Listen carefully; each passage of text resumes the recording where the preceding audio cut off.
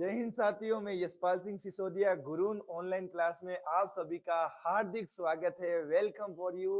अभिनंदन। कैसी रही आपकी क्लासें? शुरू करते हैं आज पॉलिटिकल साइंस का 6th लेसन, पॉलिटिकल पार्टीज यानी कि राजनीतिक दल। बेटा आपके सामने स्क्रीन बोर्ड पर 46 क्वेश्चन आपके सामने नजर आ रहा है। जल्दी से कमेंट कीजिए कैसा है क्वेश्चन, किस प्रकार का है इसका क्वेश्चन का आंसर। शुरू करते हैं। फर्स्ट क्वेश्चन आपके स्क्रीन बोर्ड पर ये रहा। यस, क्या है? Is an important element in BJP conception of India nationhood and politics. Bhajpa की भारतीय राष्ट्रीय और राजनीति अवधारणा में एक महत्वपूर्ण तत्व है। इनमें से कौन सा वो तत्व है जो इसका क्वेश्चन का आंसर जाता है? ए पॉलिटिकल नेशनलिज्म, राजनीतिक राष्ट्रवाद, रिलीजियस सेकुलरिज्म, धार्मिक धर्मनिरपेक्षता, कल्चरल नेशनलिज्म यानी कि सांस्कृतिक राष्ट्रवाद, कल्चरल सेकुलरिज्म यानी सांस्कृतिक धर्मनिरपेक्षता। बेटा यहाँ पर आपके सामने एक पॉलिटिकल पार्टी है। मैं यहाँ पर किसी पार्टी के पक्ष में कोई बात नहीं रखना चाहता, लेकिन मैं ये जरूर कहना चाहता हूँ कि ये मेरा राइट है कि मैं बताऊं जरूर कि इसमें बच्चों को किस प्रकार का क्वेश्चन पूछा जा सकता है और कैसा उसका आंसर रहेगा, किस प्रकार के क्वेश्चन जो है वो अधिकांश रूप से पूछे गए हैं। यस, आपके सामने स्क्रीन बोर्ड पर भाजपा बीजेपी यानी कि जो पहले जनसंघ के नाम से जानी जाती थी, 1951 में जब इस पार्टी का गठन हुआ था श्यामा प्रसाद मुखर्जी के द्वारा, तो उस समय इसे जनसंघ के नाम से कहा जाता था। भारतीय जनसंघ यानी बीजेएस यानी भाजपा शुरुआत में जनसंघ के नाम से प्रसिद्ध रही, लेकिन 1921 के बाद में इस पार्टी को भाजपा बीजेपी भारतीय जनता पार्टी के नाम से जाना गया। श्यामा प्रसाद मुखर्जी के द्वारा इस पार्टी का गठन किया गया था, जो आज वर्तमान में लगातार सेकंड बार जो है वह सरकार बनाने में सफल हुई है और वापस आपके सामने इलेक्शन आ ही चुके हैं। तो इसके बाद में देखते हैं किस पार्टी का यहाँ पर सरकार बनती है, किस पार्टी की आगे जाकर लंबे समय तक कार्यकाल रहता है। तो भारतीय जनता पार्टी राष्ट्रीयता और राजनीति की अवधारणा में महत्वपूर्ण तत्व आपके सामने आता है सांस्कृतिक राष्ट्रवाद। बेटा यहाँ पर यह संस्कृति को भी महत्व देती है और इस पार्टी के द्वारा राष्ट्रवाद को भी इंपॉर्टेंस दी जाती है। तो यहाँ पर आपको पता होगा कि 370 की धारा को हटाना और कैसे भी करके देश के अंदर सांस्कृतिक मूल्यों को बचाए रखना, कैसे भी करके देश में किसी भी प्रकार की जो जाति के आधार पर या धर्म के आधार पर अगर कोई भेदभाव है तो इस चीज के वो पक्ष में नहीं है। यहाँ पर अल्पसंख्यकों को ज्यादा हित देना या अल्पसंख्यकों के लिए ही कानून बनाना, रूल रेगुलेशन बनाना, तो यहाँ पर सांस्कृतिक राष्ट्रवाद समाप्त हो जाता है। तो यह पार्टी सांस्कृतिक राष्ट्रवाद चाहती है, यहाँ सबको इक्वल राइट मिले, सबको सिमिलरिटी मिले, सबके साथ बढ़कर चलना। इसलिए इस पार्टी का एक मोटिव है, एक मोटो है, क्या है? सबका साथ, सबका विकास, सबका विश्वास। यस, चलते हैं नेक्स्ट क्वेश्चन की ओर। क्वेश्चन नंबर 47 ये रहा आपके स्क्रीन बोर्ड पर, स्लाइड पर देखिए क्या है ये क्वेश्चन। क्वेश्चन आ रहा है आपके, तत्कालीन भारतीय जनसंघ को पुनर्जीवित करने के लिए किस पार्टी का गठन किया गया है? तो यहाँ पर आपके सामने A B C D option आ रहा है। भारतीय जनता समाज या बहुजन जनता पार्टी या भारतीय जनता पार्टी और या बहुजन समाज पार्टी। बेटा आपके सामने यहाँ पर ऑप्शन आया हुआ है 4 और इन 4 ऑप्शन में से आपका क्वेश्चन का आंसर जो है वह जाता है सी ऑप्शन, भारतीय जनता पार्टी। तत्कालीन भारतीय जनसंघ, मैंने अभी आपको इस बात के बारे में बताया है कि भारतीय जनसंघ जो 1951 के अंदर 1951 के अंदर स्टेबलाइज हुआ था श्यामा प्रसाद मुखर्जी के द्वारा, जो 1980 के अंदर पुनर्जीवित कर दिया गया और भारतीय जनता पार्टी के नाम से जाना गया। तो बेटा यहाँ पर आपको डेट जो है वो याद रखनी है। इस समय से इसे बीजेपी यानी कि भारतीय जनता पार्टी के नाम से जाना गया है। तो सी ऑप्शन आपका यहाँ पर राइट जाता है। नेक्स्ट क्वेश्चन की तरफ चलते हैं। ये रहा आपकी स्लाइड पर नेक्स्ट क्वेश्चन। शुरू करते हैं इसके आगे का क्वेश्चन। उससे पहले मैं आप लोगों से निवेदन करना चाहूंगा कि आप जल्दी से जल्दी कमेंट कीजिए, जल्दी से जल्दी इसके अंदर जो है लाइक कीजिए। और आप लोगों को कोई भी प्रकार की प्रॉब्लम आ रही है, किसी भी सब्जेक्ट में आपको अगर कोई प्रॉब्लम आ रही है, तो गुरुन ऑनलाइन क्लास आपके लिए बनी हुई है। गुरून 4.0 रीलोडेड का मतलब ही यही है, इसका मोटिव भी यही है कि आप लोगों के लिए हम लेके आए हैं हर बार की तरह इस बार भी बोर्ड के लिए विशेष स्पेशलिस्टों के द्वारा बनाए हुए क्वेश्चन पेपर। ये जो क्वेश्चन है वो बोर्ड के अंदर साइकोलॉजिकल और मेंटलिटी को चेक करने वाले क्वेश्चन है। तो आपको इन क्वेश्चन को प्रिपेयर करना है और सॉल्यूशन करने के साथ साथ आपके डाउट अगर हैं तो उसको सोल्व करना है। तो यहाँ पर क्वेश्चन नंबर 48 ये रहे आपके स्क्रीन बोर्ड पर। यस, क्या है इस क्वेश्चन के अंदर? बेटा कौन सी पार्टी ऐसी है जो भारत के साथ साथ जम्मू कश्मीर के पूर्ण क्षेत्रीय और राजनीतिक एकीकरण को महत्व देती है? यहाँ कश्मीर के बारे में बात बोली जा रही है। मैंने शुरुआत के फर्स्ट क्वेश्चन के अंदर आपको बताया है कि full territory and political integration का मतलब यहाँ पर यह हो गया कि राजनीतिक एकीकरण करना चाहती है, जम्मू कश्मीर को भारत के साथ में जोड़ना चाहती है। तो बेटा अब भारत के साथ जुड़ चुका है जम्मू कश्मीर, पूर्ण राज्य का दर्जा 370 की धारा जो है वो हटा दी गई है, स्पेशल जो राइट थे वो हटा दिए गए हैं। अब जम्मू कश्मीर भारत का अभिन्न अंग है और वह भारत का ही जो है वह एक आधिकारिक राज्य बन चुका है। तो यहाँ पर आपके सामने यह कार्य करने वाली पार्टी कौन सी रही है? भारतीय जनता पार्टी। तो यह क्वेश्चन का आंसर रहा। नेक्स्ट स्लाइड पर चलते हैं, आपके स्क्रीन बोर्ड पर क्वेश्चन नंबर 49। यस, क्या है इस क्वेश्चन के अंदर? पढ़ते हैं। Party is against the conversation of religion, यानी पार्टी धर्म परिवर्तन के खिलाफ रही। ऐसी कौन सी पार्टी है? यहाँ बेटा आपको जो फिल इन ब्लैंक जो है वो छोड़ा गया है, खाली रिक्त स्थान छोड़ा गया है। तो इसका मतलब यही हुआ कि एमसीक्यू क्वेश्चन आए यानी वस्तुनिष्ठ क्वेश्चन आए तो भी इसके अंदर आ जाएगा, फिल इन ब्लैंक आए, रिक्त स्थान आए तो भी इसके अंदर आ जाएगा, और one word one line question आए तो भी आपका यह क्वेश्चन जो है वो इनमें से ही क्वेश्चन का आंसर बन जाता है। तो पार्टी धर्म परिवर्तन के खिलाफ रही है। कौन ऐसी पार्टी है जिसने धर्म परिवर्तन का विरोध किया है? तो यहाँ पर पहला है इंडियन नेशनल कांग्रेस, भारतीय राष्ट्रीय कांग्रेस, भारतीय जनता पार्टी, सी ऑप्शन बहुजन समाज पार्टी, और D option communist party of India, भारतीय कम्युनिस्ट पार्टी। तो आपके सामने ऑप्शन क्वेश्चन का आंसर जाता है बी ऑप्शन, और यहाँ पर भी भारतीय जनता पार्टी। तो बेटा अब आपको मैं एक बात बता दूं कि मैंने लगातार टर्न बाय टर्न 4 क्वेश्चन लिए हैं, 46, 7, 8 और 9। ये चारों के चारों क्वेश्चन बीजेपी पर, भारतीय जनता पार्टी पर है।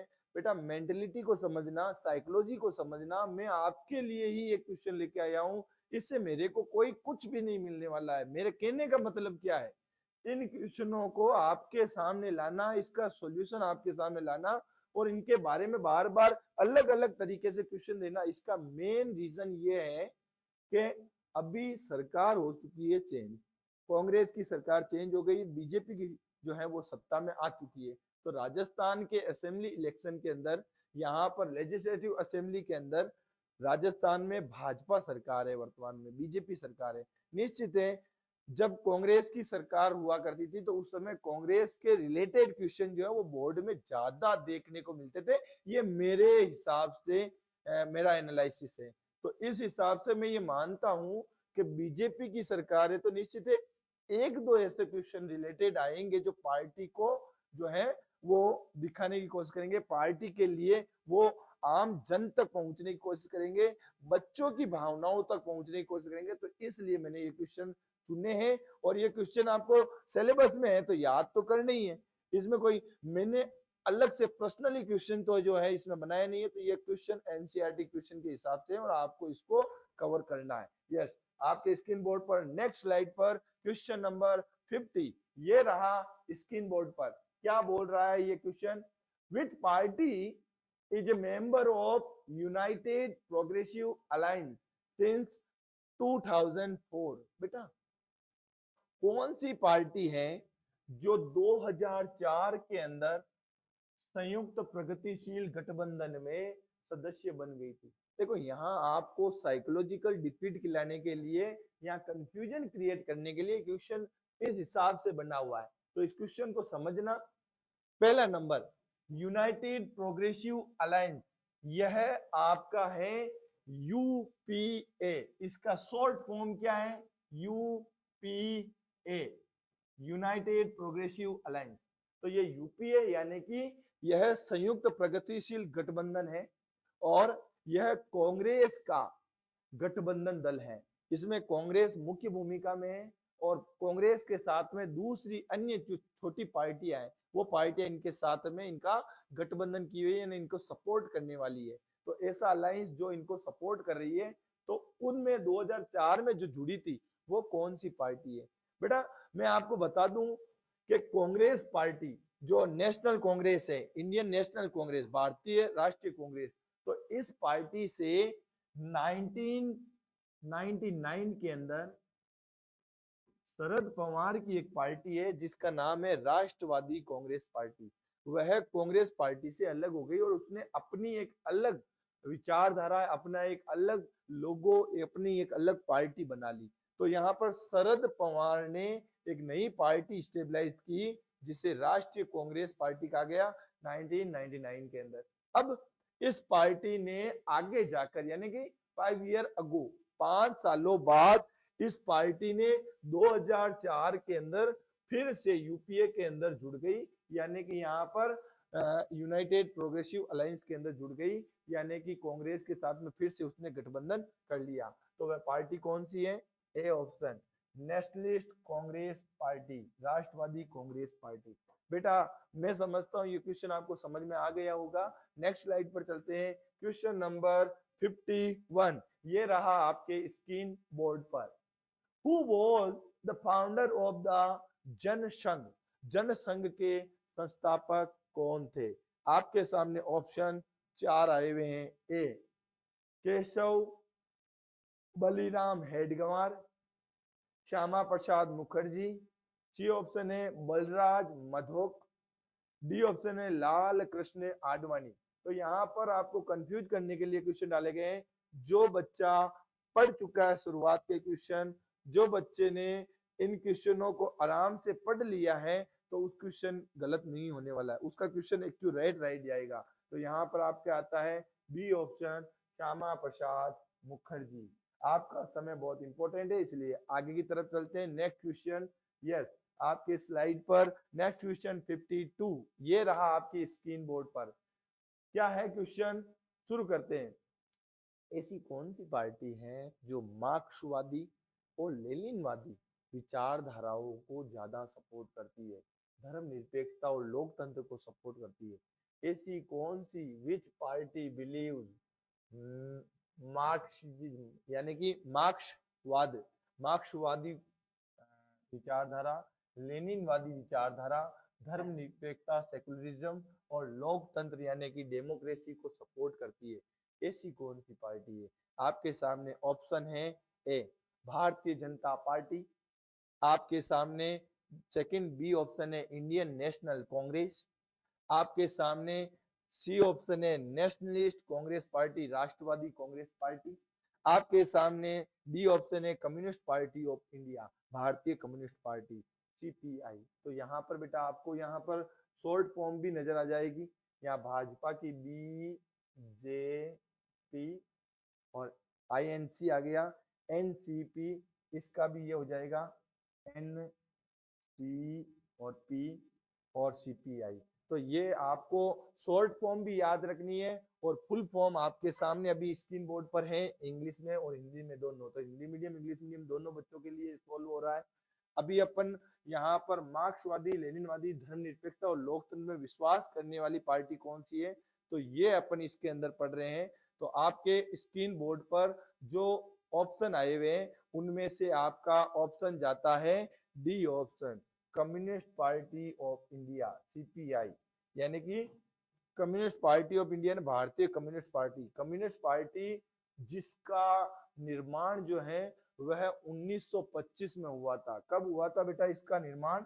इसका निर्माण हुआ था 1925 के अंदर।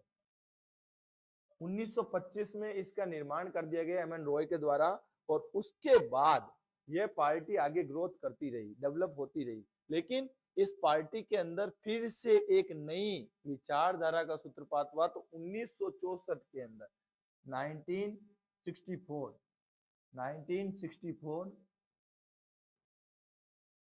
के अंदर इससे एक पार्टी और अलग हो गई, सीपीआईएम। तो यहाँ पर एक पार्टी और बन गई थी आगे, सीपीआईएम, वो भी communist party, communist party of India, मार्क्सवाद। तो उसमें मार्क्सवाद अलग से जोड़ दिया गया। तो ये 1964 में। अभी फिलहाल के लिए अपने क्वेश्चन का आंसर जो है वो डी ऑप्शन राइट जाता है। नेक्स्ट क्वेश्चन की तरफ चलते हैं। ये रहा आपके स्क्रीन बोर्ड पर 53 क्वेश्चन, आपके स्क्रीन बोर्ड पर रहा ये क्वेश्चन। देखते हैं क्या है ये question. Which party is inspired from the ideas and teaching of Shahu Maharaj, Mahatma Phule, Periyar Ramaswami Naicker and Baba Saheb Ambedkar Sahab. तो कौन सी पार्टी जिसमें शाहू महाराज, महात्मा फुले, पेरियार रामास्वामी जी नाइकर साहब और बाबा साहब अम्बेडकर साहब के विचारों को और उनकी शिक्षाओं को प्रेरित किया गया है, सबसे ज्यादा इनको आगे बढ़ाने का मौका करने वाली, यानी सबसे ज्यादा निम्न जातियों को, दलितों को, पिछड़ों को, जो समाज में शोषित है, वंचित है, जिनका क्रिटिसाइज किया जा रहा है, लगातार उनके साथ में डिस्क्रिमिनेशन हो रहा है, तो ऐसी पार्टी कौन सी है जिसने इन लोगों के लिए आवाज उठाई। तो यहाँ पर आपके सामने जो महात्मा है, जो महान व्यक्तित्व के, पर्सनालिटी के जो द्योतक हैं, इन व्यक्तियों के द्वारा एक पार्टी बनाई गई थी। उस पार्टी से प्रेरित विचारधारा रही थी, मतलब इनके विचारों को उसमें संजोया गया था। तो वो पार्टी आपके सामने Bharatiya Janata party A option, B communist party of India यानी कि मार्क्सवादी पार्टी ये, और सी बहुजन समाज पार्टी, और डी नेशनलिस्ट कांग्रेस पार्टी। तो बेटा यहाँ पर आपके स्क्रीन के ऊपर आता है सी ऑप्शन, बहुजन समाज पार्टी। आपको पता होगा उत्तर प्रदेश के अंदर यह पार्टी अधिकांश रूप से प्रभावी रूप में होती है, और इसके आसपास के राज्यों में जैसे बिहार है, बंगाल है, आसपास के क्षेत्रों में भी इसका काफी जो है वो दायरा है, पंजाब है, हरियाणा है, इस क्षेत्र में भी, राजस्थान में भी कुछ मात्रा में है। तो बहुजन समाज पार्टी जिसकी संस्थापक या उसके अध्यक्ष जो है वह शुरुआत में काशीराम जी रहे हैं। काशीराम जी ने बहुजन समाज पार्टी, स्वर्गीय काशीराम जी ने समाज में जो भेदभाव हो रहा था, डिस्क्रिमिनेशन हो रहा था, जो समाज के अंदर अपर कास्ट और लोअर कास्ट के आधार पर डिस्क्रिमिनेशन हो रहा था, तो इस चीज के विरुद्ध उन्होंने आवाज उठाई और इन महान व्यक्तित्व के आधार पर एक पार्टी बनाई, स्वर्गीय काशीराम जी ने। आज वर्तमान में यह पार्टी उत्तर प्रदेश के अंदर इसकी संस्थापक मायावती जी जो है वह इसकी अध्यक्षा है। यस, नेक्स्ट क्वेश्चन पर चलते हैं। आपके स्क्रीन बोर्ड पर क्वेश्चन नंबर 54 ये रहा। यस, क्या है क्वेश्चन, पढ़ते हैं। Which leader was responsible for the spread of Marxist party in India? Bharat में मार्क्सवादी पार्टियों के प्रचार प्रसार के लिए कौन सा नेता जिम्मेदार था?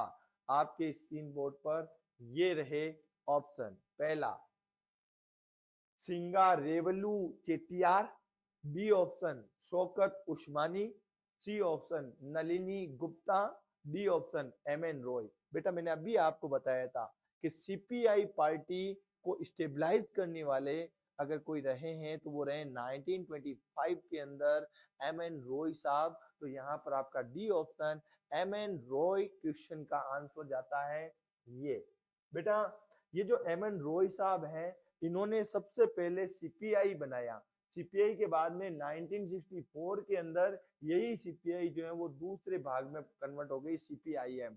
तो यह डी ऑप्शन आपका राइट जाता है। चलते हैं नेक्स्ट स्लाइड पर। आपके स्क्रीन बोर्ड पर क्वेश्चन नंबर 55। यस, स्टार्ट करते हैं। क्या है क्वेश्चन, देखिए जल्दी से। और बेटा आप लोगों से निवेदन है, आप लोगों से रिक्वेस्ट करना चाहूंगा मैं, आप मेरे लिए सब कुछ है और हम आप लोगों के लिए लेके आते हैं ऐसे अच्छे अच्छे मेंटलिटी के, साइकोलॉजी के क्वेश्चन आप लोगों के लिए लेके आ रहे हैं। हर सब्जेक्ट, हर कंसेप्ट के ऊपर बारीकी से बारीक क्वेश्चन।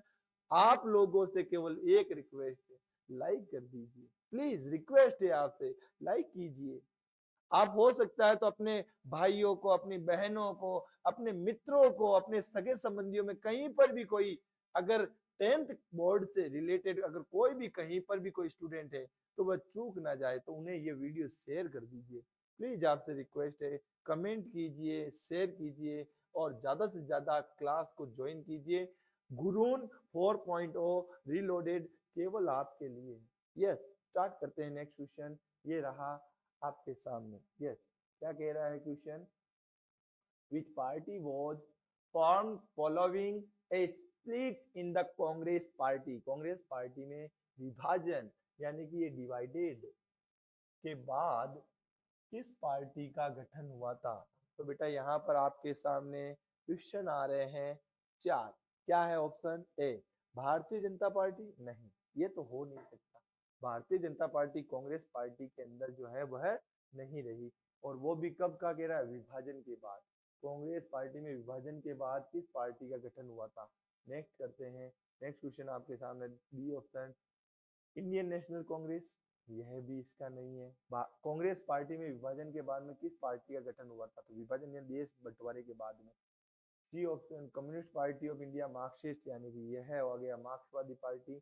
इसके बाद अपन देखें nationalist Congress party, Rashtravadi Congress party, ये हो गया आपके। ये अभी मैंने बोला था 1999 के अंदर, तो यह 1999 के अंदर बनी हुई पार्टी है।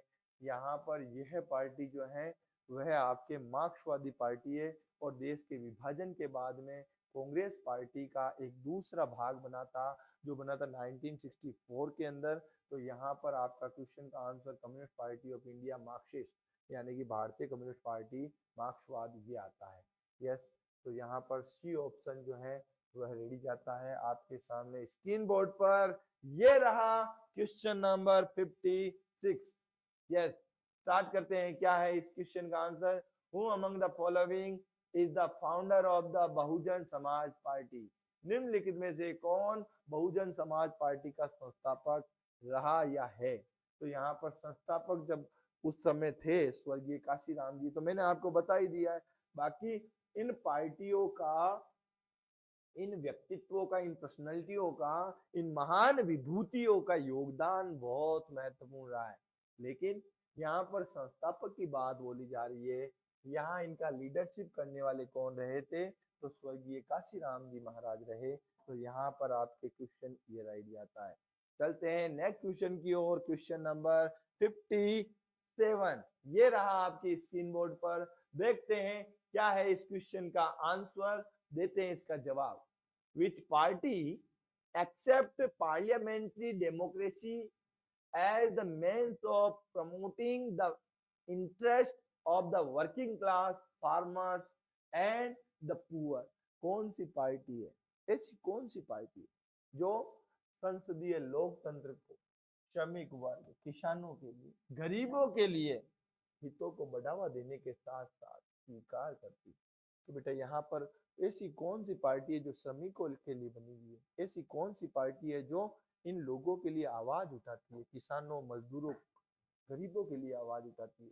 तो यह पार्टी आपके सामने कौन सी है? ऑप्शन है ए कम्युनिस्ट पार्टी ऑफ इंडिया, भारतीय communist party, Indian national Congress, भारतीय राष्ट्रीय Congress, communist party of India Marxist यानी भारतीय कम्युनिस्ट पार्टी मार्क्सवाद, और भारतीय जनता पार्टी यानी कि यहाँ पर बीजेपी। तो आपके सामने चार ऑप्शन है। कमेंट कीजिए, जल्दी से जल्दी बताइए कौन सी पार्टी है। मैं चाहता हूँ आप कमेंट करें जल्दी से जल्दी, और इस क्वेश्चन को यहीं पर छोड़ता हूँ। मैं पहली बात बता दूं आपको, यहाँ पर मैंने आपको चार ऑप्शन दिए, मैं इनमें से दो ऑप्शन जो है वो काट देता हूँ। एक ये काट दिया मैंने, और एक मैंने यहाँ पर ये काट दिया। अब जो मैंने आपको क्वेश्चन बताया था कि भारतीय कम्युनिस्ट पार्टी सीपीआई और सीपीआईएम, तो इन दो में से कौन सा ऑप्शन है? जल्दी से कमेंट बॉक्स के अंदर उत्तर दीजिए, मैं इंतजार कर रहा हूँ आपके क्वेश्चन का आंसर। यस यस, देखते हैं क्वेश्चन नंबर 58। यस, देखते हैं नेक्स्ट क्वेश्चन क्या है। Give one word changing party alliance from the party on which a person got elected to legislative body to the different parties। एक शब्द बताइए, एक ऐसा वर्ड बताइए जिस पार्टी से कोई व्यक्ति विधायी निकाय के लिए निर्वाचित हुआ है, उस पार्टी से अपनी पार्टी की निष्ठा बदलकर किसी अन्य पार्टी में शामिल हो जाता है, तो ऐसी घटना को क्या कहा जाए? जब एक व्यक्ति चुनाव लड़ता है, जब एक व्यक्ति चुनाव लड़ता है और चुनाव लड़ने के बाद जब उसको लगता है कि मुझे जिस पार्टी के अंदर रखा गया उस पार्टी के अंदर मुझे लाभ नहीं मिला, प्रॉफिट नहीं मिला।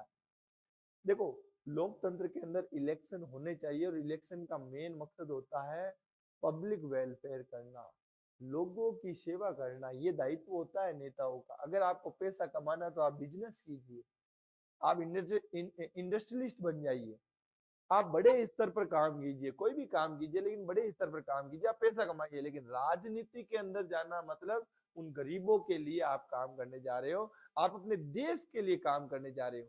तो देश के लिए जब काम करने जाते हैं तो वहां पर हमारे मन में केवल और केवल यही होना चाहिए कि मेरे लिए मेरा देश सर्वप्रथम है, परिवार सेकंड नंबर आता है, फर्स्ट नंबर नेशनलिज्म यानी कि राष्ट्रवाद आता है। तो यहाँ पर राष्ट्रवाद होना चाहिए था, लेकिन आज तक ऐसी पार्टियां देखी है मैंने जो लाभ के लिए अपना दल बदल देती है। वो एक पार्टी को छोड़ के दूसरी पार्टी में मिल जाती है, उसमें लाभ नहीं मिलता तो वापस वो दूसरी पार्टी में, ऐसे चलता रहता है। तो यहाँ आपके सामने ऑप्शन जो है वो ए है, कॉलिशन यानी गठबंधन, डिफेक्शन यानी दल बदल, पार्टनरशिप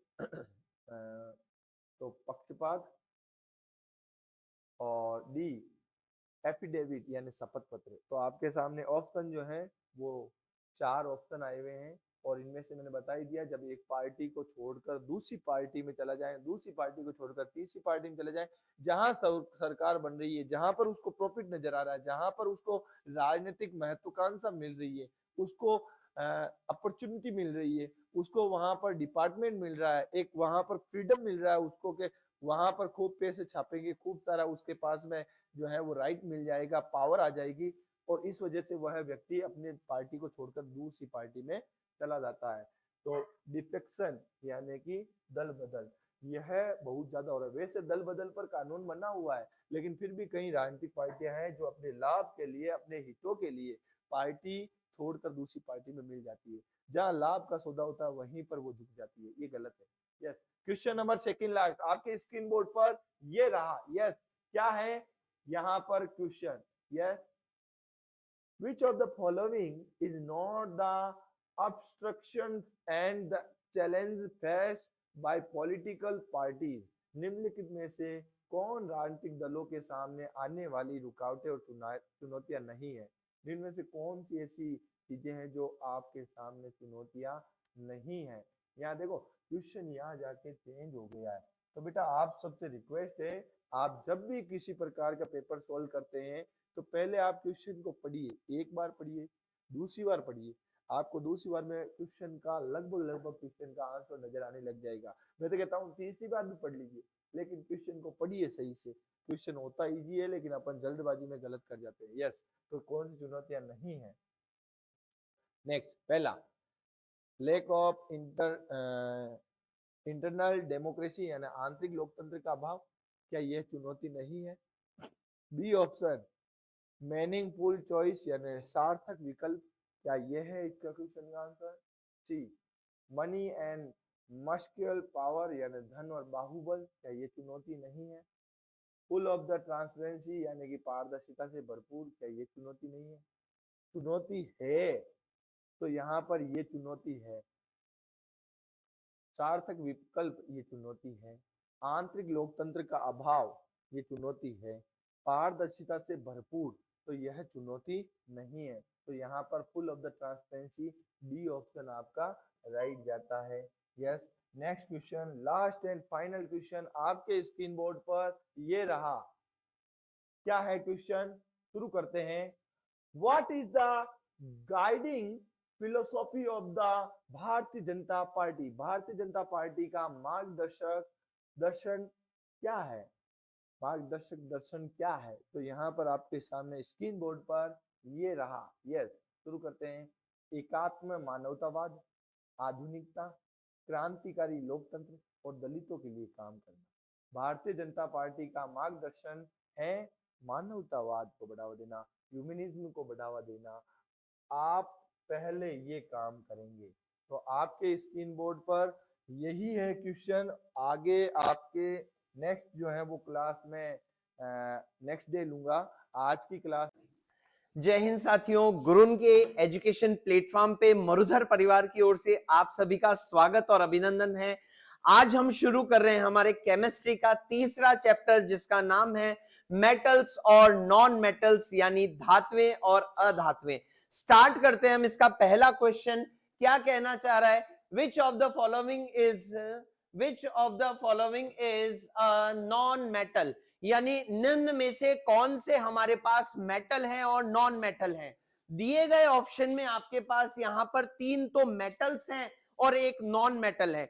जब हम इसको पीरियोडिक टेबल में हम देखते हैं तो हमारे पास एक तरफ मेटल्स आती हैं और उन मेटल्स में हमारे पास सोडियम आती है, उस मेटल में एल्युमिनियम आती है, उस मेटल में कॉपर आती है। लेकिन जब हम पीरियोडिक टेबल में हमारे लेफ्ट साइड की तरफ देखते हैं तो गैसेस आती है, जिसके अंदर एक क्लोरीन होती है।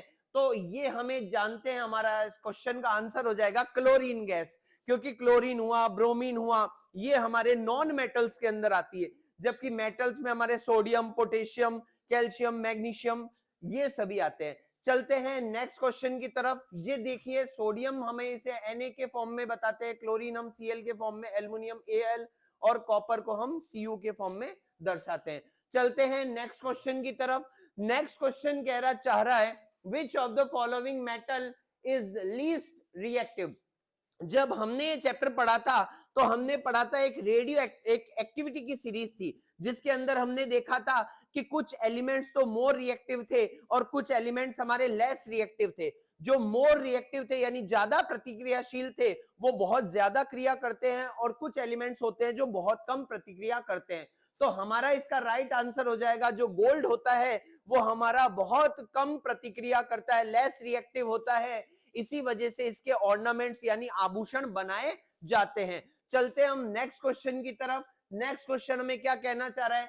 Which of the following non metal is a good conductor of electricity, यानी इनमें से कौन सा ऐसा है अधातु जो विद्युत का सुचालक है, यानी जो अपने में से इलेक्ट्रिसिटी को पास होने देता है। हम जानते हैं ये एक एक्सेप्शन है, सारी मेटल्स इलेक्ट्रिसिटी और हीट की कंडक्टर होती है, यानी जो विद्युत की और ताप की सुचालक होती है। लेकिन अधातुएं यानी नॉन मेटल्स ऐसा नहीं करती है। केवल एक नॉन मेटल ऐसी है जो क्या करती है, विद्युत की और ऊष्मा की सुचालक है, यानी हीट की और लाइट की कंडक्टर है। तो हमारा राइट आंसर हो जाएगा ग्रेफाइट। क्या आंसर हो जाएगा? ग्रेफाइट। बात करते हैं नेक्स्ट क्वेश्चन की तरफ। Which of the following non-metal is used as manufacturing of fertilizer? इनमें से कौन सा जो हमारे पास अधातु है जिसका प्रयोग किया जाता है उर्वरक बनाने में? तो हम जानते हैं जब उर्वरक बनाए जाते हैं तो अलग अलग उर्वरक होते हैं। एनपीके यानी नाइट्रोजन, फास्फोरस, पोटेशियम का भी यूज किया जाता है। आपने उर्वरक देखे होंगे, फर्टिलाइजर्स, जो यूरिया वगैरह है, तो इसमें नाइट्रोजन की अमाउंट होती है। बात करते हैं नेक्स्ट क्वेश्चन की तरफ। नेक्स्ट क्वेश्चन कहना चाह रहा है which of the following metal is the most reactive, यानी इनमें से कौन सी मेटल्स जो हैं वो बहुत ज्यादा क्रियाशील है। तो हम जानते हैं कि जो पोटेशियम होता है, इन चारों के अंदर जो पोटेशियम है, जिसे हम के फॉर्म में भी दर्शाते हैं, वो सबसे ज्यादा रिएक्टिव होता है। सोडियम भी ज्यादा रिएक्टिव होता है, क्योंकि यह एयर के साथ यानी हवा के साथ रिएक्शन करके आग पकड़ लेता है, फायर कर लेता है, और इसी तरह अगर इसे पानी में डाल दिया जाए तो ये ऑक्साइड बनाकर आग लगा देता है, जिससे क्या होता है बेटा? फायर जनरेट होती है। चलते हैं नेक्स्ट क्वेश्चन की तरफ। नेक्स्ट क्वेश्चन कहना चाह रहा है which of the following oxide of iron would be obtained in the prolonged reaction of iron with steam, यानी जब Fe की आप किसकी, लोहे की आप जब भाप के साथ अभिक्रिया करवाते हो, जब आप फेरस की रिएक्शन करवाते हो वाटर स्ट्रीम के साथ, तो ये क्या बना लेता है? Fe3O4 बना लेता है। हमारा राइट आंसर हो जाएगा Fe3O4। क्वेश्चन क्या कह रहा है? किसके साथ रिएक्शन करवाई है आपने? भाप के साथ, और स्ट्रीम के साथ लोहे की रिएक्शन करवाई है Fe की, तो हमारे पास Fe3O4 बना लेता है। सेशन को आप लाइक कर दीजिए, शेयर कर दीजिए अपने दोस्तों के साथ, जिससे आपके साइंस में मैक्सिमम मार्क्स 100 आउट ऑफ 100 इस बार आए। बात करते हैं नेक्स्ट क्वेश्चन की तरफ। मैराथन क्लास का ये एक ही उद्देश्य है कि बहुत कम समय में ज्यादा से ज्यादा क्वेश्चन को हम करें, ताकि हमारे ये क्वेश्चन जब एग्जाम में दिखे तो हम बिना समय गंवाए इसको सॉल्व कर पाए और हमारे अच्छे मार्क्स आए। The most abundant metal in the earth crust is, यानी हमारी पृथ्वी की पट्टी के ऊपर सबसे प्रचुर मात्रा में यानी सबसे ज्यादा कौन पाया जाता है? आयरन, एल्युमिनियम, कैल्शियम या सोडियम? तो बच्चों ध्यान रखना, पृथ्वी की पट्टी पर सबसे ज्यादा एल्युमिनियम पाया जाता है, जिसका यूज हम एल्युमिनियम वायर्स के रूप में करते हैं, जिसका यूज हम एल्युमिनियम फॉइल के रूप में करते हैं। बात करते हैं नेक्स्ट क्वेश्चन की तरफ। नेक्स्ट क्वेश्चन हमें कहना चाह रहा है the poorest conductor of heat among the metal. इन सभी के अंदर धातुओं में ऊष्मा का सबसे खराब चालक कौन सा है? तो देखिए, ये जो मरकरी होता है, इस मरकरी का कहां यूज होता है? ये जो पारा है, इस पारे का कहां यूज होता है? जब हम थर्मामीटर की बात करते हैं तो थर्मामीटर में पारे का, मरकरी का यूज होता है।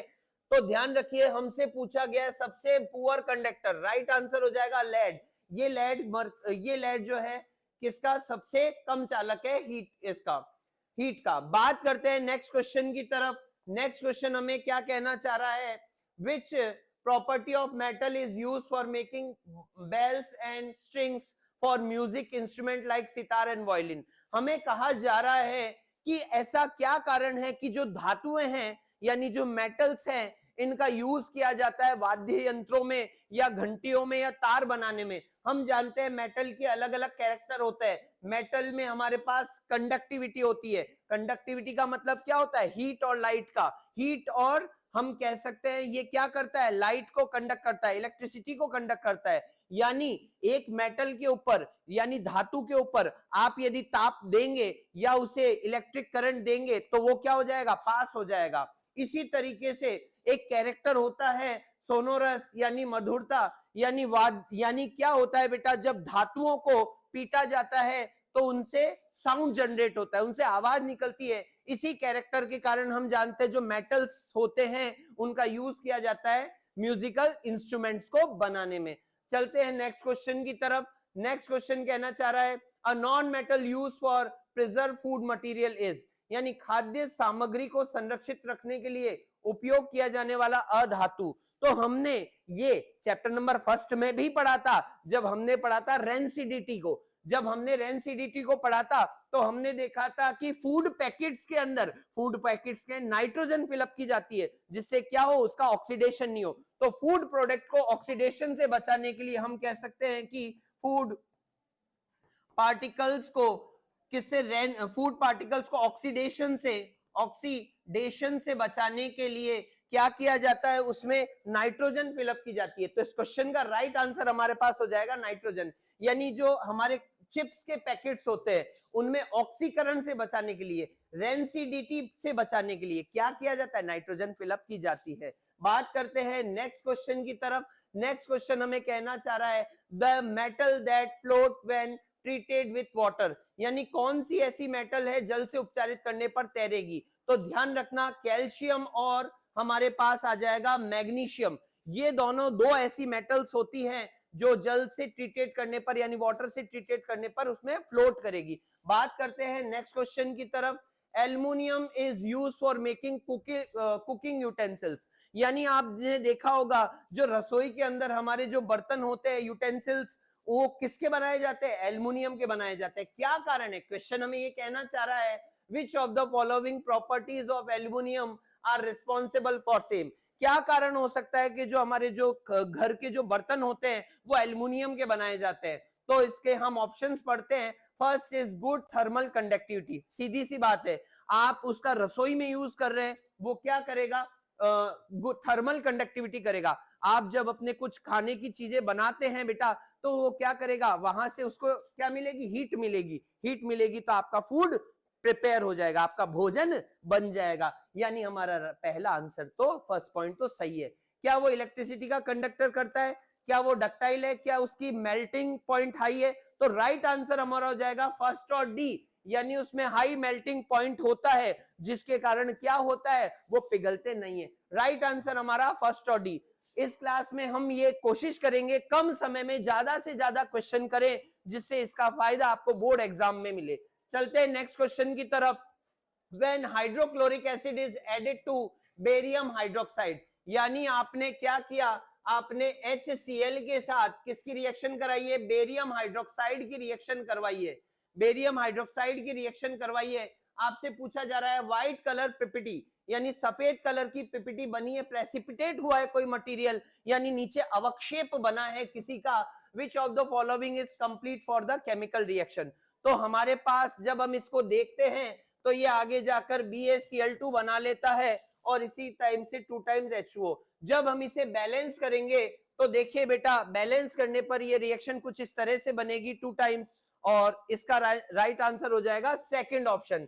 तो देखिए बेटा, यहाँ पर हमारे पास 2 क्लोरीन है, बाद में जाकर 2 क्लोरीन है, 1 बेरियम है, बाद में जाकर, यानी हम उत्पाद में प्रोडक्ट में देखें तो 1 बेरियम है, इसी तरह से 2 और 2 4 हाइड्रोजन है, 4 हाइड्रोजन, और ऑक्सीजन हमारे पास 2 है, तो 2 ऑक्सीजन हमारे पास है। यानी केमिकल रिएक्शन को जब आप बैलेंस करते हैं तो जितने रिएक्टेंट में आपके पास एलिमेंट होते हैं उतने प्रोडक्ट में आपके पास एलिमेंट्स होने चाहिए, यानी जितने अभिकर्मक में आपके पास क्या पाए जाते हैं, तत्व पाए जाते हैं, उतने ही आपके पास उत्पाद में पाए जाते हैं। ये इक्वेशन को बैलेंस करना होता है, यानी हमारे पास जितने एलिमेंट रिएक्टेंट में होते हैं उतने ही हमारे पास एलिमेंट प्रोडक्ट में भी होने चाहिए। यानी हम कह सकते हैं अभिक्रमक में जितने हमारे पास तत्व पाए जाते हैं उतने उत्पाद में भी पाए जाने चाहिए। तो राइट आंसर हमारे पास कौन सा हो जाएगा, बी ऑप्शन। चलते हैं नेक्स्ट क्वेश्चन की तरफ। नेक्स्ट क्वेश्चन कहना चाह रहा है what happen when a pellet of sodium is drop in the water. देखिए बेटा, क्या होता है, सोडियम जो है बहुत ज्यादा हाईली रिएक्टिव एलिमेंट है, यानी बहुत ज्यादा क्रियाशील तत्व है। जब इसे पानी में डाला जाता है तो ये क्या कर लेता है, आग पकड़ लेता है और हाइड्रोक्साइड बना लेता है। चलते हैं नेक्स्ट क्वेश्चन की तरफ।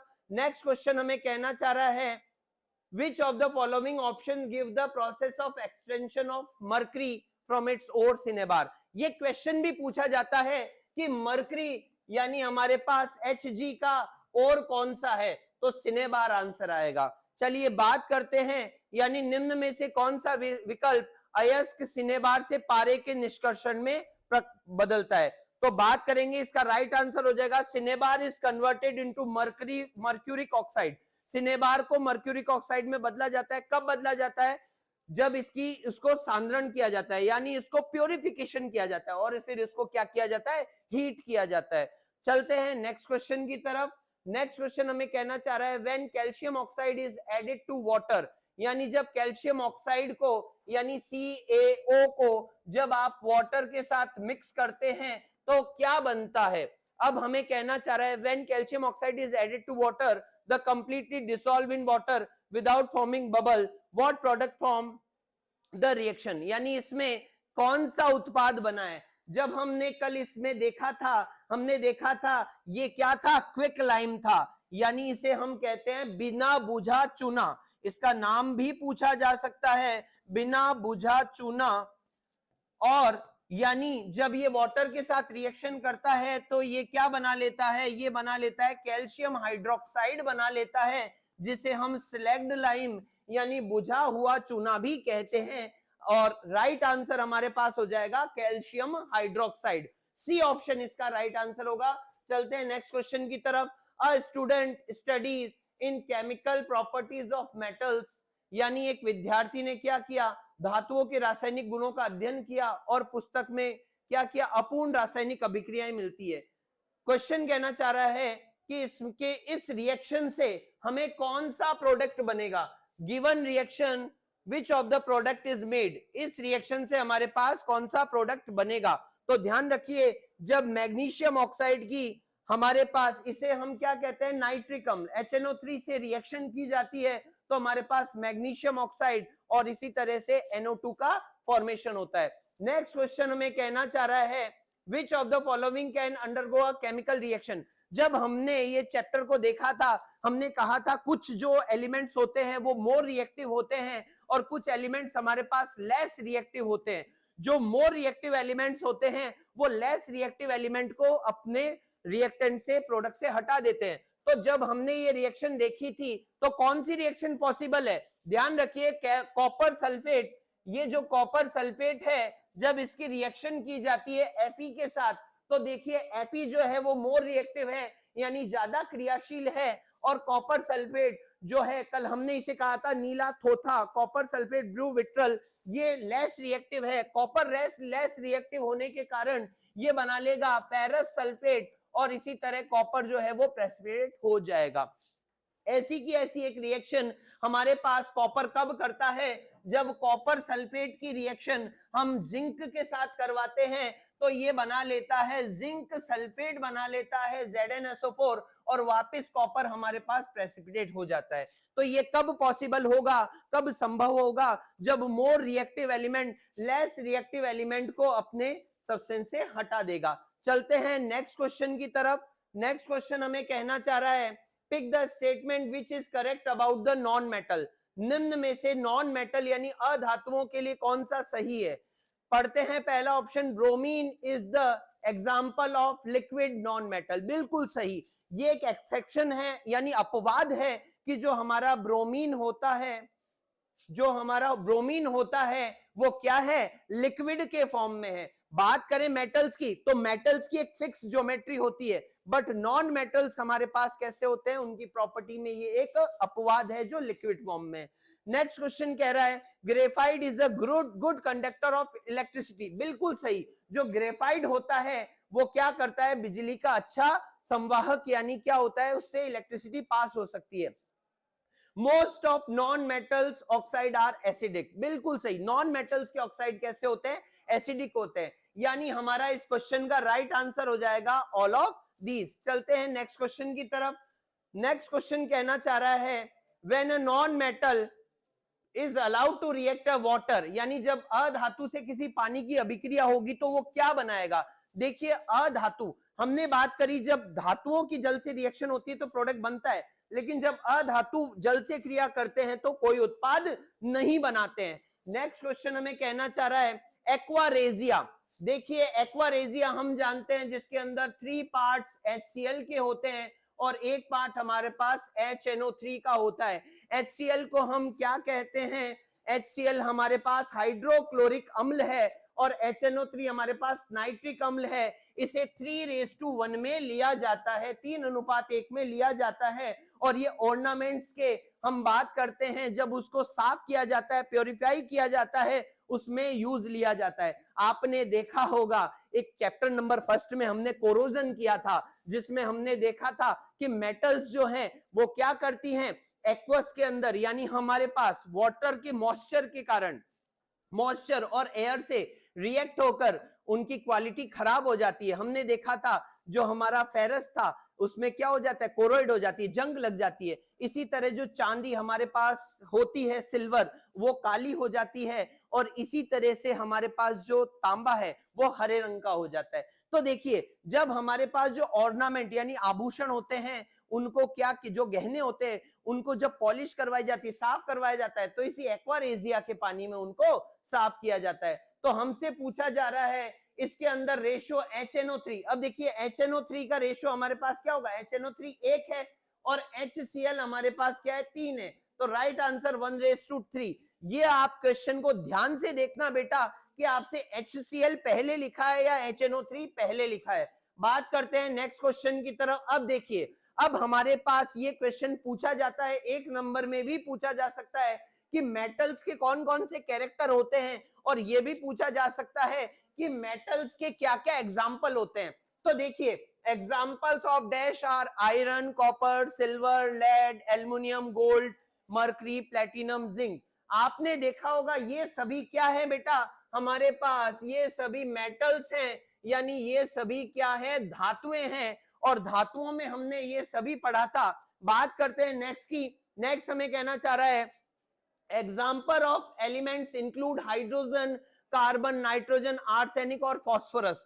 तो हमने देखा था जो हमारी पीरियोडिक टेबल थी उसमें हमने लेफ्ट साइड की तरफ सारे अधातुएं यानी नॉन मेटल्स को पढ़ा था। ये सारे हमारे पास क्या है? नॉन मेटल्स हैं। तो आपको इसके अंदर अधातुएं हैं, आपको धातुओं और अधातुओं में अंतर आना चाहिए, और इनकी परिभाषाएं भी कई बार पूछी जाती है, डेफिनेशंस, कि मेटल्स जो होते हैं वो डक्टाइल होते हैं, मैलिएबिलिटी होती है, सोरोनस इनका कैरेक्टर होता है।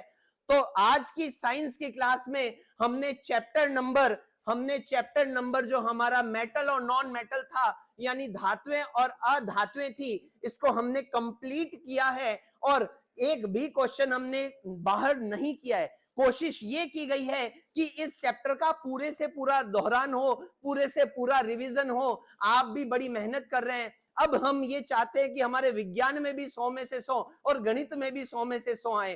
तो और बाद में हमारे पास यशपाल जी सर और दूसरे सब्जेक्ट के भी टीचर हैं, तो हम ये देखेंगे कि किस तरह हमें इस बार पूरे में से पूरे अंक लेने हैं। तो चलते हैं अगली क्लास के लिए, जो मैथ्स की क्लास होगी, और मैथ्स की क्लास के लिए आ रही हैं संजना शर्मा मैम। जय हिंद दोस्तों।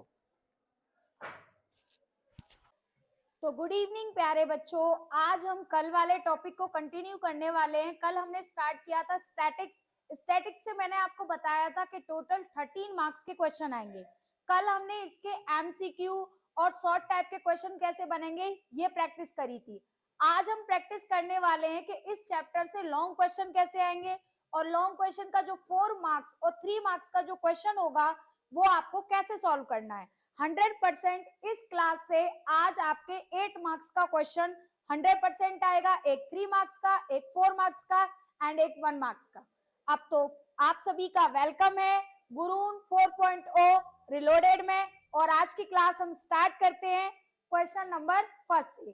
तो फर्स्ट क्वेश्चन आपको दे रखा है सिग्मा एफ आई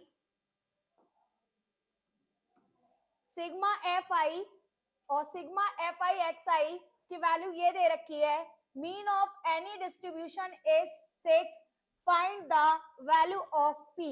यानी कि प्यारे बच्चों, आपको क्वेश्चन के अंदर मीन दे रखा है, सम ऑफ एफ आई एक्स आई दे रखा है एंड फ्रीक्वेंसी का टोटल दे रखा है। तो आपसे क्वेश्चन में पूछा है कि माध्य का मान, माध्य यानी कि उसके मीन की वैल्यू क्या होगी वो आपको फाइंड करना है। तो मीन इक्वल्स टू फॉर्मूला होता है sigma F I X I upon sigma F आई। प्यारे बच्चों, मीन का मतलब होता है माध्य। माध्य की जो वैल्यू आपको दे रखी है वो दे रखी है 6 equals to F I X I की वैल्यू दे रखी है 2p प्लस 52 अपॉन इसकी वैल्यू आपको गिवन है 11। जब 11 को इधर क्रॉस मल्टीप्लाई करोगे तो ये हो जाएगा 6 इंटू 11 2p प्लस 52। जब इसको दोनों का मल्टीप्लाई किया 66 इक्वल्स टू 2p प्लस 52, 52 को इधर शिफ्ट किया 66 माइनस 52 इक्वल्स टू 2p, और ये आपके हो जाएगा, इसमें से सब्ट्रैक्ट किया 4 एंड 1, यानी कि 66 में से 52 को लेस किया तो 14 इक्वल्स टू 2p। जब 2 से 14 को कट किया 7, तो आपकी p इक्वल्स टू वैल्यू निकल कर आई कितनी, 7। यानी कि आपसे क्वेश्चन के अंदर यही पूछा था कि माध्य गिवन है, उसका टोटल भी गिवन है, तो आप जो p की वैल्यू है वो कैसे निकालोगे। तो p की वैल्यू निकालने का क्वेश्चन का प्रोसेस इस टाइप से होगा। इसी सीक्वेंस में आगे बढ़ते हैं नेक्स्ट क्वेश्चन की तरफ, जो ये रहा स्क्रीन पर। नेक्स्ट क्वेश्चन दे रखा है बच्चों, in the following frequency distribution find the median class. यानी कि इसका आपको क्या निकालना है, मीडियन निकालना है। मीडियन क्लास, निम्नलिखित आवृत्ति वितरण में माध्यिका का वर्ग ज्ञात कीजिए। यानी कि आपको क्या निकालनी है, माध्यिका निकालनी है। तो माध्यिका निकालने के लिए हम क्या निकालते हैं, CF निकालते हैं। और CF के लिए हम क्या करते हैं, CF के लिए हम करते हैं 5 को सेम लिख दो, फिर 5 में टोटल करो 15 को और यहाँ लिख दो, 5 और 15 हो जाएगा 20, 20 में 25 को ऐड करो और ये हो जाएगा 45, फिर 45 में 30 को ऐड करके यहाँ लिख दो, ये हो जाएगा 75, 75 में 15 को ऐड किया तो ये हो गया 90, और 90 के अंदर जब 10 को ऐड किया तो ये आ गया आपका 100। इस टाइप से इनका टोटल निकल के आ गया। ओके, अब आपको क्या करना है, इसका टोटल जो दे रखा है n की वैल्यू कितनी निकल के आई, n इक्वल्स टू निकल के आया 100। तो n बाई 2 करो, n बाई 2 जब किया तो ये निकल के आया 100/2, यानी कि ये हो जाएगा 50। अब आपको ये देखना है किस रेंज के अंदर क्या आ रहा है, 50 आ रहा है, तो 50 जो आएगा वो इन दोनों के बीच में आएगा। तो जो आपकी माध्यिका का जो वर्ग हो जाएगा वो कितना हो जाएगा, माध्यिका हो जाएगी, माध्यिका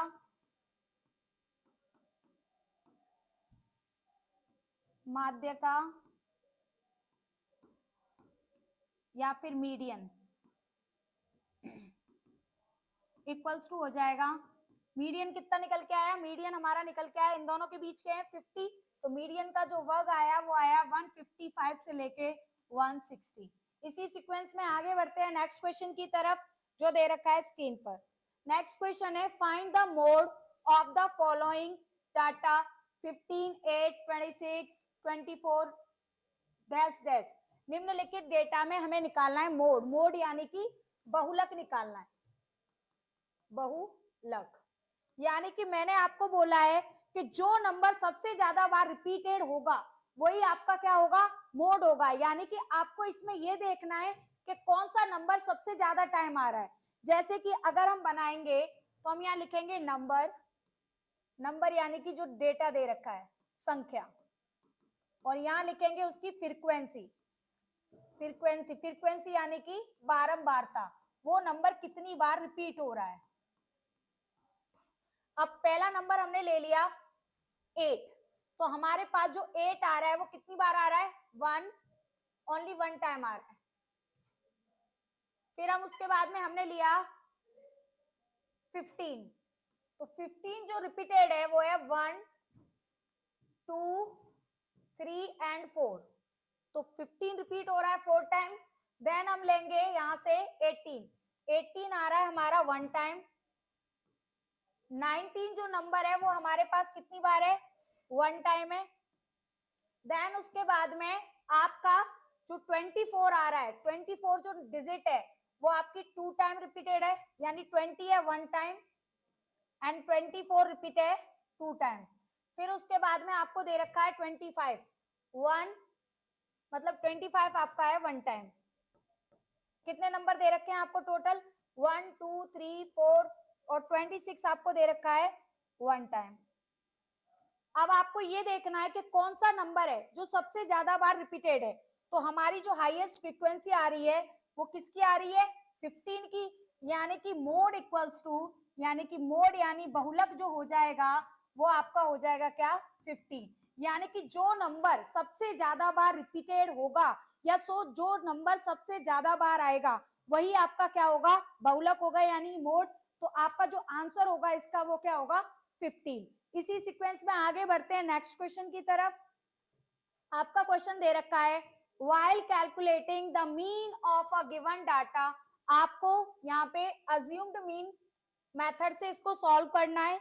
assumed mean मेथड का जो फॉर्मूला होता है, assumed mean का फॉर्मूला होता है a plus sigma F I D I upon sigma F आई। अब आपको क्वेश्चन में दे रखा है कि फाइंड द मीन, यानी कि अज्यूम्ड मीन को निकालना है कल्पित माध्य विधि से। इस मेथड को बोला जाता है बच्चों कल्पित माध्य। तो कल्पित माध्य से इसको आपको सॉल्व करना है और आपको ये जो वैल्यू है वो गिवन दे रखी है। तो हम जो है x bar equals to, mean का मतलब होता है x बार, ये गिवन है आपका a की वैल्यू कितनी है 25 plus sigma F I D I की वैल्यू है 110 अपॉन सिग्मा एफ की वैल्यू है 50। 0 से 0 कट हो जाएगा, ये हो जाएगा 25 प्लस 11 अपॉन 5। जब इसको सिंप्लीफाई करेंगे तो 25 सेम रहेगा बच्चों, 11 में 5 का डिवाइड किया 2 टाइम 1.2, तो ये ऐड करने पर ये x की वैल्यू आपकी निकल के आ जाएगी x बार की 27.2। यानी कि आपके इस क्वेश्चन का जो अज्यूम्ड मीन, यानी कि जो मीन का आंसर निकल के आता है वो कितना निकल के आएगा 27.2। प्यारे बच्चों, आपके मीन के टोटल 3 मेथड होते हैं जिसमें से 2 आपके सिलेबस में है। पहला है सिंपल मीन जिसका फॉर्मूला होता है x bar equals to sigma F I X I upon sigma F I, and second method होता है आपका अज्यूम्ड मीन जिसको हिंदी में बोला जाता है कल्पित माध्य। और कल्पित माध्य का जो आपका फॉर्मूला होता है वो होता है a plus sigma F I D I upon sigma F आई। कल आपके आया भी था कि ए क्या होता है, जो उसमें रेंज दे रखी है एक्स की जो वैल्यू है उसके बीचों बीच का जो मिड टर्म होता है उसको हम बोलते हैं ए। इसी सीक्वेंस में आगे बढ़ते हैं नेक्स्ट क्वेश्चन की तरफ।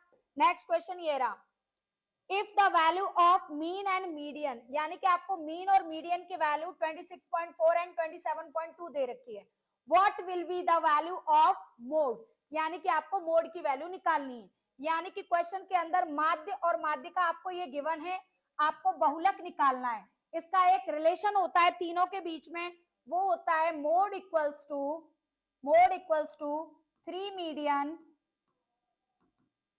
Minus 2 mean. जो फॉर्मूले में वैल्यू गिवन है वो रख देंगे, मोड इक्वल्स टू, आप इसको हिंदी में फॉर्मूले को लिखेंगे बहुलक बराबर 3 माध्यिका माइनस 2 माध्य। ये हिंदी में सूत्र होता है। अब जो जो आपको वैल्यू दे रखी है वो पुट कर दो। 3 को 3, मीडियन की वैल्यू आपको गिवन है, बाद वाली वैल्यू मीडियन की है यानी कि 27.2 माइनस 2 इंटू मीन की वैल्यू आपको गिवन है 26.4। इसको सिंप्लीफाई करेंगे, 3 का मल्टीप्लाई इससे किया 6, 3 7 जा 21, 2 कैरी, 3 2 जा 6 एंड 2 8, 81.6 माइनस 2 का मल्टीप्लाई किया 8, 12 एंड ये 5, 52.8। अब आपको क्या करना है, 81.6 में से 52.8 को लेस करना है। यहां से आपको कैरी लिया, ये 16 हो गया, ये 8, ये आ गया 10, 10 में से 2 गए 8 एंड यहाँ पे बचा आपका 7, 7 में से 5 गए 2, यानी कि जो आपका आंसर निकल के आएगा वो कितना निकल के आएगा, 28.8 आपका ये क्या होगा, आंसर होगा। इसी सीक्वेंस में आगे बढ़ते हैं। इस फॉर्मूले से रिलेटेड एक क्वेश्चन पूछा जा सकता है, मोड मीन एंड मीडियन में से कोई भी दो वैल्यू देकर आपसे पूछ सकता है कि उसकी थर्ड की वैल्यू क्या होगी। इसी सीक्वेंस में आगे बढ़ते हैं। नेक्स्ट क्वेश्चन ये रहा, तो प्यारे बच्चों नेक्स्ट क्वेश्चन दे रखा है, find the mode of the following data, यानी कि आपको इस क्वेश्चन का मोड निकालना है। इससे पहले भी एक क्वेश्चन आया था, मोड निकालने के लिए हम देखते हैं हाईएस्ट रिपीटेड नंबर, यानी कि ऐसा कौन सा नंबर है जो सबसे ज्यादा बार आया है। यहाँ पर इस क्वेश्चन के अंदर जो सबसे ज्यादा बार रिपीट होगा वही आपका क्या होगा, मोड होगा। जैसे हम 16 को चेक करें तो 16 1, फिर ये आया है आपका 2 3 एंड 4, यानी कि आपका 16 रिपीटेड है 4 टाइम, 19 1 2 3 4 एंड 5, यानी कि 19 आपका 5 टाइम रिपीटेड है, 48 है आपका 1, यानी कि 48 आपका 1 टाइम है। देन हम 20 चेक करेंगे तो 20 है 1 2 एंड 3 टाइम, यानी कि 20 आपका 3 टाइम है। देन हम अगर चेक करते हैं 34 को तो 34 आपका केवल 1 टाइम है। 15 को चेक करें तो 15 भी 1 टाइम है, और 21 है आपका 1, 21 भी 1 टाइम है। तो जो हाईएस्ट रिपीटेड नंबर है, आप लोगों ने सबको देखा, तो जो हाईएस्ट रिपीटेड नंबर है वो आपका क्या है, 19 है। 19 जो नंबर है वो टोटल कितनी टाइम रिपीटेड है, 5 टाइम, जो कि हाईएस्ट है। तो जो आपका मोड हो जाएगा, मोड यानी कि बहुलक जो होगा वो बहुलक क्या हो जाएगा, बहुलक हो जाएगा आपका 19, क्योंकि 19 जो नंबर है वो उस पूरी नंबर सीरीज में, यानी कि उस संख्याओं में सबसे ज्यादा बार जो नंबर रिपीट हुआ है वो है 19, तो इसका जो आंसर होगा वो क्या हो जाएगा, 19। नेक्स्ट क्वेश्चन आपको दे रखा है कि find the median for the above frequency distribution, यानी कि आपको इसके अंदर फ्रीक्वेंसी डिस्ट्रीब्यूशन में ये देखना है कि आपका मीडियन क्या है। तो मीडियन निकालने के लिए बच्चों जो लास्ट डिजिट जो दे रखी होती है वो होता है आपका n यहाँ पर है आपका 120, फिर हम करते हैं n/2, n/2 की वैल्यू हो जाएगी 120/2 यानी कि 60। अब आपको क्या करना है, यहाँ पर देखना है कि 60 किसके बीच में आएगा, तो जो 60 डिजिट होगी वो आपकी इन दोनों के बीच में आएगी। तो यहाँ पर जो आपका मीडियन जो हो जाएगा, मीडियन इक्वल्स टू हो जाएगा, मीडियन इक्वल्स टू 5, यानी कि जो आपका मध्य बिंदु है यानी माध्यिका है आपकी, माध्यिका बराबर वो हो जाएगा आपका 5, यानी कि इसका आंसर क्या होगा 5। इसी सीक्वेंस में आगे बढ़ते हैं नेक्स्ट क्वेश्चन की तरफ, जो ये रहा आपका स्क्रीन पर। तो नेक्स्ट क्वेश्चन है बच्चों, नेक्स्ट क्वेश्चन दे रखा है the following are the marks 9 student, यानी कि आपके 9 स्टूडेंट हैं, फाइंड द मीडियन, यानी कि इसका आपको मीडियन निकालना है कि इसका मीडियन क्या होगा। तो मीडियन निकालने के लिए सबसे पहले क्या करेंगे, हम इसको असेंडिंग ऑर्डर में लगाएंगे, असेंडिंग ऑर्डर, यानी कि नंबर का असेंडिंग ऑर्डर हो जाएगा आरोही क्रम। तो आरोही क्रम में लगाने पर ये नंबर हो जाएंगे, सबसे पहले आएगा आपका 21, देन आपका आएगा 24, फिर आपका आएगा इसमें से 27, फिर आ जाएगा आपका 30, देन 35, फिर हो जाएगा, नहीं 30 के बाद में आएगा आपका ये होगा आपका 6 पे, एंड ये होगा आपका 5th पे, फिर ये 7 और ये 8, यानी कि ये आपके ऑर्डर हो जाएंगे। सबसे पहले 21, देन 24, फिर 27, फिर आएगा आपका 30, देन आपका आएगा 32, फिर देन आपका आएगा 32 के बाद में आपका आएगा 35, 35 के बाद में आएगा 38, एंड फिर आएगा 48। तो आपके जो टोटल नंबर थे वो कितने थे क्वेश्चन के अंदर, वो दे रखे हैं यहाँ पे 9 स्टूडेंट बोला है, और आपके पास नंबर कितने हैं 1 2 3 4 5 6 7 8। तो अकॉर्डिंग टू क्वेश्चन बच्चों यहाँ पे 9 स्टूडेंट नहीं है, 8 स्टूडेंट है।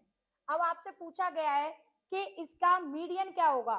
तो इवन का जो इवन के लिए फॉर्मूला होता है, ये जो नंबर है वो टोटल कितने हैं 8 हैं, हमारे पास 80 स्टूडेंट दे रखे हैं इसमें। तो इवन के लिए हमारे पास फॉर्मूला होता है median equals to 1/2 n/2 th term plus n/2 + 1 th term. इनकी वैल्यू पुट करनी है, तो मीडियन इक्वल्स टू हो जाएगा, मीडियन यानी कि माध्यिका बराबर 1/2, ये क्या हो जाएगा n/2 यानी 4th टर्म, क्योंकि 8/2 प्लस 8/2 + 1 th, तो ये हो जाएगा 1/2 4th term plus 5th term. तो जब इसको ऐड करेंगे तो 1/2, 4th टर्म आपका क्या है 1 2 3 4, तो 4th टर्म है आपका 30 + 32। जब इसको ऐड करेंगे तो ये हो जाएगा मीडियन इक्वल्स टू, यानी माध्यिका बराबर, दोनों का टोटल होगा 62/2, तो ये आ जाएगा 31, यानी कि इसका जो मीडियन हो जाएगा वो आपका होगा 31 इज योर करेक्ट आंसर। इसी सीक्वेंस में आगे बढ़ते हैं नेक्स्ट क्वेश्चन। नेक्स्ट क्वेश्चन दे रखा है बच्चों, निम्नलिखित वितरण का मोड ज्ञात कीजिए। 100% ये क्वेश्चन आएगा, वेरी वेरी इंपॉर्टेंट, 100% आपको ये क्वेश्चन दिखेगा बोर्ड में, जो कि होगा आपके 4 नंबर का। तो इस क्वेश्चन को करने का सिंपल सा तरीका है, जब भी मोड का क्वेश्चन आता है जिसमें आपको क्लास इंटरवल दे रखी होती है, तो करने का तरीका होता है क्लास इंटरवल को लिखो सेम तरीके से। ये आपको दे रखा है 25 से 30, 30 से 35, 35 से 40, 40 से 45, 45 से 50 एंड 50 से 60। ओके, देन आपको गिवन है बच्चों फ्रीक्वेंसी, फ्रीक्वेंसी आपको गिवन है 25, 34, 50, 42, 38 एंड 40। अब यहाँ पर आपको क्या करना होता है, मैंने आपको बोला है कि जो मोड होता है आपका हाईएस्ट रिपीटिंग नंबर। तो इस सीरीज में आप देखोगे तो जो नंबर सबसे ज्यादा बार रिपीट हो रहा है वो नंबर है आपका 50। तो यहाँ 50 को लेते हुए आपको हथौड़े जैसी स्ट्रक्चर बनानी है बच्चों, हथौड़े जैसी स्ट्रक्चर बनानी है। जब भी मोड का क्वेश्चन आना है हथौड़ा बनाना है, और हथौड़े का जो मेन डंडा होगा वो होगा आपकी हाईएस्ट फ्रीक्वेंसी से। इस लाइन में हाईएस्ट फ्रीक्वेंसी क्या है 50, तो 50 को लेते हुए मेन हथौड़ी जैसी स्ट्रक्चर बनानी है। जो सबसे ऊपर वाली वैल्यू होती है वो होती है F0 की, ये वैल्यू होती है F1, ये वैल्यू होती है F2 एंड ये वैल्यू होती है आपकी L। तो आपको सारी वैल्यू पता चल गई। F0 आपका गिवन है वो है 34, F1 आपको गिवन है वो है 50, F2 आपकी वैल्यू है वो है 42 एंड L की वैल्यू है आपकी 35। और H क्या होता है? H होता है बच्चों जो क्लास इंटरवल दे रखा है उसका डिफरेंस, यानी 40 माइनस 35, 40 माइनस 35। तो जो H निकल कर आएगा वो हो जाएगा आपका 5। तो आपका जो मोड का फॉर्मूला होता है, मोड इक्वल्स टू होता है, मोड इक्वल्स टू फॉर्मूला होता है मोड यानी बहुलक। मोस्ट इंपोर्टेंट क्वेश्चन है ये आपका। L प्लस फॉर्मूला होता है F1 minus F0 upon 2F1 minus F0 minus F2 into H। ये आपका फॉर्मूला है जो आपको याद ही करना पड़ेगा। अब आप क्या करोगे, ये सारी वैल्यू वहां पुट कर दो।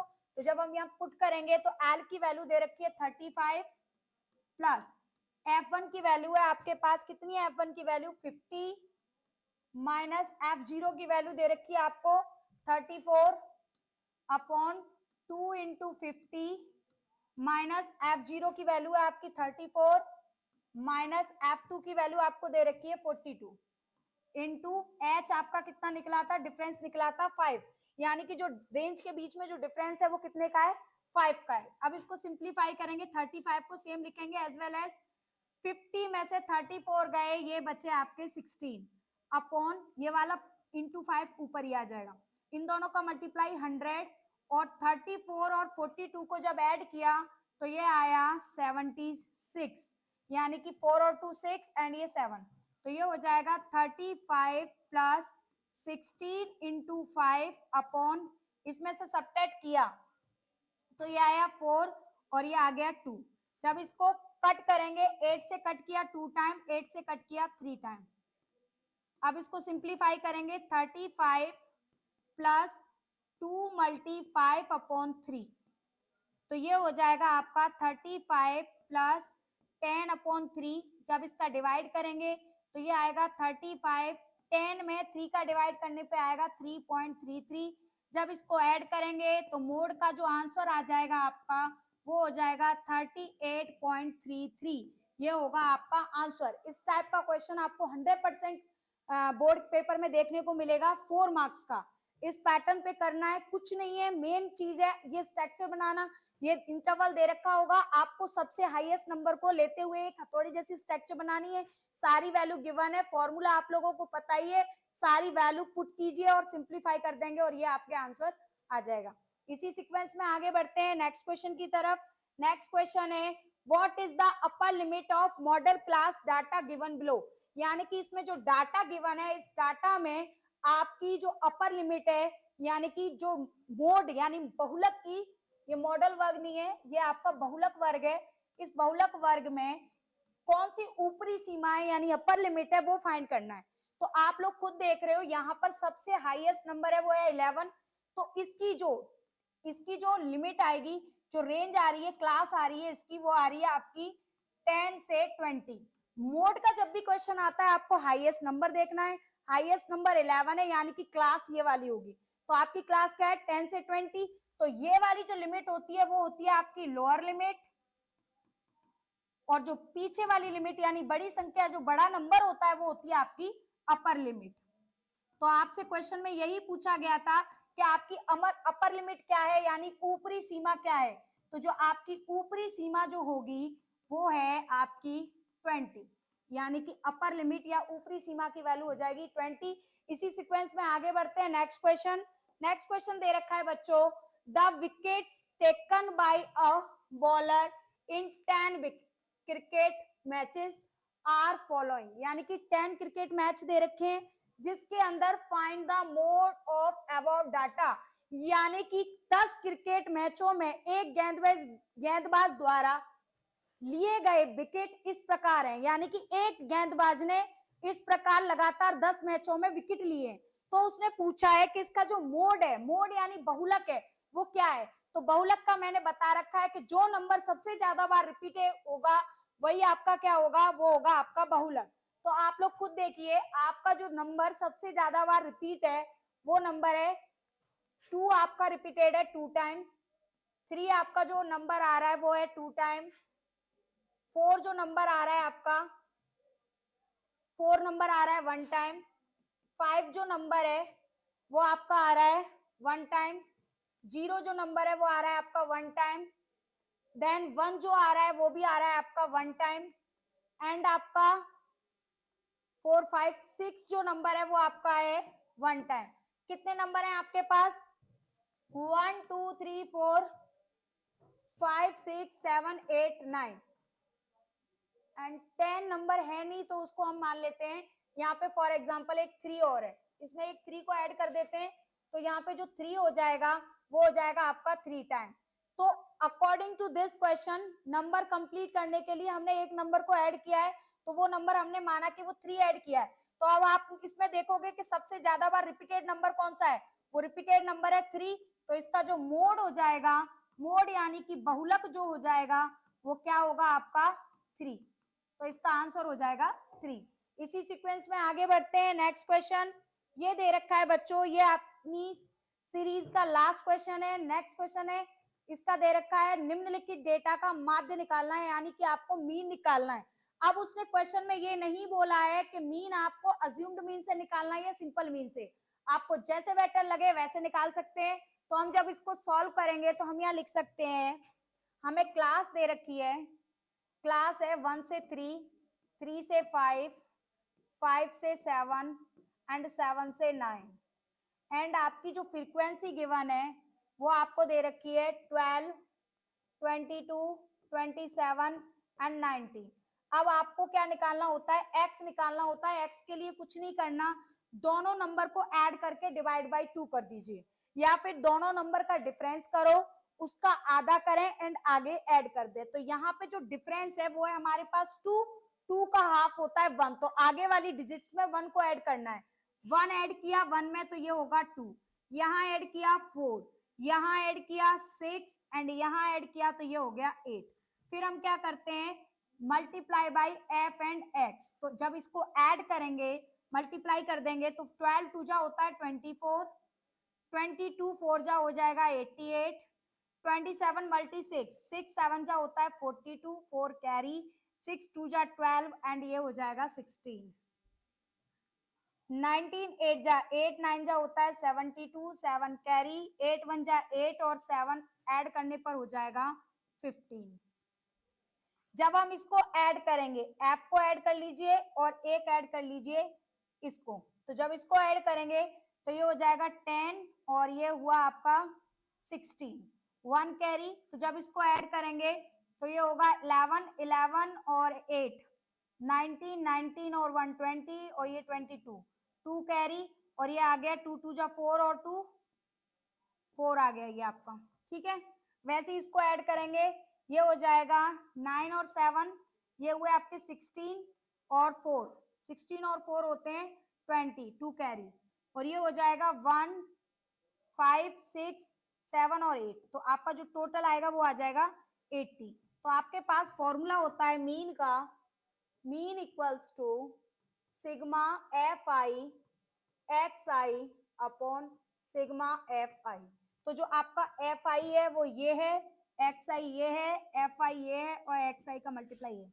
इसका जो टोटल है, सिग्मा का मतलब होता है टोटल ऑफ नंबर जो आपको दे रखा है 426 अपॉन इसका टोटल दे रखा है 80। जब इसको कट किया 4 से तो 4 2 जा, तो ये 4 से कट किया 1 टाइम और ये जाएगा नहीं 0, फिर ये होगा 4 8 जा 24 और फिर 5 टाइम, देन इसको कट करेंगे 2 से तो ये 10 टाइम, देन 2 से इसको कट किया 5 4 एंड ये 2 एंड 5 ये आ गया। तो ये आया आपका मीन इक्वल्स टू 54.25 में डिवाइड किया 10 का, तो 10 से डिवाइड करने पे पॉइंट इधर चला जाएगा और ये आ जाएगा 5.425।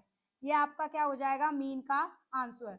इसी सीरीज में आज का जो चैप्टर है वो स्टैटिक्स यही खत्म होता है।